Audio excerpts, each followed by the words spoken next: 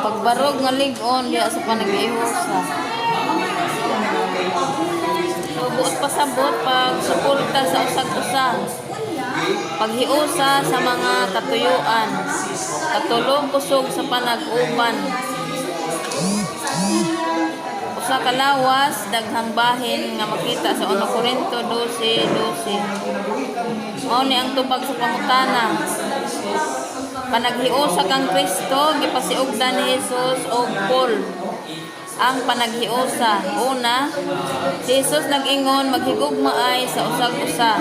Makita sa Juan 13:34. Ikaduha, Paul himua ang tanan nga paningkamot sa paghugpot sa panaghiusa nga makita sa Efeso 4:13. So ang ilang mga pulong nagpahinumdom kanato nga unahon ang panag-uyonay tulod sa iglesia.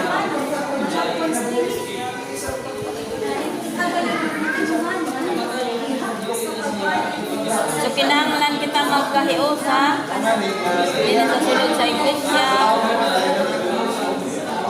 bisan sa sulod sa panimalay dili lang sulod sa iglesia. Nga unity kita sa mga plano, magwali, mga sa mga okasyon, managhiusa kita. So maulang kanto.